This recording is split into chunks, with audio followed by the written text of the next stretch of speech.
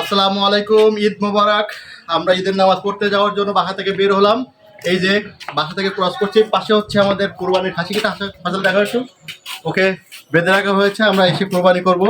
আমরা বাড়ি থেকে রওনা দিচ্ছি সবাই, রাফিন, আমি, আয়ান, রাফিনের মেজো কাকা, সেজো কাকা, মাম, দাদা ভাই, সবাই রওনা দিচ্ছি। হ্যাঁ হ্যাঁ, সবাই, রাফিনের আম্মু সবাই যাচ্ছে। রাফিনের টুপিটা একটু ঠিক করে দিই, চলো। ঠিক আছে, দেখা হবে ঈদগাহ ময়দানে গিয়ে। আমরা ঈদগাহ ময়দানে গিয়ে নামাজ শেষ করলাম। নামাজ শেষে একটু ভিডিও নেওয়ার চেষ্টা করলাম ঈদগাহ ময়দানের। এটি হচ্ছে আমাদের স্কুল মাঠ। এই স্কুল মাঠেই আমাদের ঈদগাহ ময়দান এবং এখানেই আমরা সবাই একত্রিত হয়ে নামাজ পড়ি। নামাজ পড়া শেষ, অতঃপর রাফিন এবং আয়ান দুই ভাই তারা কোলাকুলি করছে, ঈদের কোলাকুলি। নামাজ শেষে হুজুর বয়ান করছে আর সবাই মনোযোগ দিয়ে হুজুরের বয়ান শুনছে।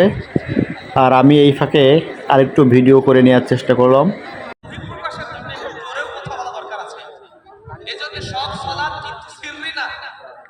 এটি হচ্ছে আমাদের ঈদগাহ মাঠের পাশেই খাবারের দোকান বসেছে, সেই দোকানে কেনাকাটা করছে সবাই। ঈদের নামাজ শেষে আমি আর আব্বু যাচ্ছি দাদা দাদির কবর জিয়ারত করতে। এটি হচ্ছে আমাদের পারিবারিক কবরস্থান, যেখানে চিরনিদ্রায় শায়িত আছেন আমার প্রাণপ্রিয় মরহুম দাদা এবং দাদি। কবর জিয়ারত শেষ করে আমরা বাড়ির দিকে যাচ্ছি।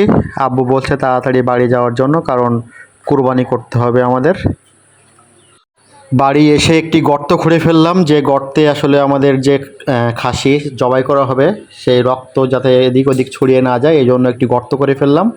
এবং আব্বু প্রস্তুতি নিচ্ছে তার আদর যত্নে বেড়ে ওঠা খাসিটাকে কোরবানি দেওয়ার জন্য, এবং ধীরে ধীরে তাকে ওই গর্তের দিকে নিয়ে যাওয়া হচ্ছে। গরমের ভিতরে খালি গায়ে ঈদের মাঠ থেকে আসার সময় একটা খেলনা কিনে নিয়ে আসছে। এটা কি খেলনা বাবা? তীর খেলা। ওরে বাবা রে, এটা কিভাবে খেলতে হয়? ওরে বাবা রে, এই চলে গেছে, জ্বলছে, এই যে জ্বলছে। গুড, সবাইকে ঈদ মোবারক বলে দাও তো। ঈদ মোবারক। অবশেষে আমাদের প্রিয় পশুটাকে আমরা জবাই করে আমরা তার মাংস কাটার চেষ্টা করছি। আজকের দিনের জন্য আমি একদিনের কষাই বনে গেলাম একেবারে রীতিমতো। পরম মমতায় তার মাংস কাটায় ব্যস্ত, এবং আমার সাথে হাসান এবং আব্বু এই খাসিটি কাটার জন্য প্রচণ্ড কষ্ট করেছে। প্রথম দিকের আব্বু এবং হাসানের অক্লান্ত পরিশ্রম ছাড়া এটা সম্ভব ছিল না। প্রচণ্ড গরম পড়েছে আমাদের এখানে, তাপমাত্রা এত বেশি যে এই সামান্য একটি খাসি কাটতে গিয়ে আমরা একেবারে ঘেমে ভিজে যাওয়ার মতো অবস্থা। একজন কসাইয়ের আত্মকাহিনী দেখেন, কি সুন্দর কসাই, একেবারে ফ্রিতে কসাই আর কি।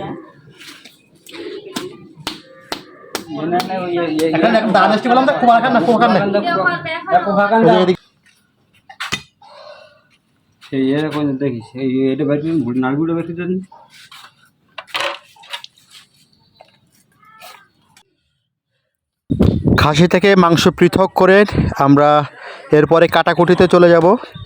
কাটাকুটির জন্য ব্যস্ত আমাদের নারী স্কট বাহিনী, আমাদের আম্মাজান, আসমা, সামিয়া সবাই কাটাকুটি ব্যস্ত। আর হাড্ডি কাটায় ব্যস্ত আমাদের জুম্মন কসাই, হাসান কসাই। এদিকে আমি কসাই গরমে ক্লান্ত হয়ে জামা কাপড় খুলে ফেলতে বাধ্য হয়েছি। ক্লান্ত হয়ে যায় তখন উদম গায়ে এভাবে বসে থাকে। আমাদের বাড়ির সবচেয়ে ফাঁকিবাজ হচ্ছে আমাদের মেজো ভাই, তার কোনো খোঁজ নেই। এই যে কসাইয়ের বউ, সে এখন পাখা দিয়ে বাতাস করছে তার বরকে, স্বামী ভক্ত বউ। উফ, কি শান্তি। অতঃপর প্রচণ্ড গরমের মধ্যে এভাবেই কেটে গেল আমাদের এবারের ঈদ। আপনাদের ঈদ কেমন কাটলো জানাবেন সবাই। সবাই ভালো থাকুন, সুস্থ থাকুন। আবারও দেখা হবে অন্য কোনো ভিডিওতে। আজ এ পর্যন্তই, আল্লাহ হাফেজ।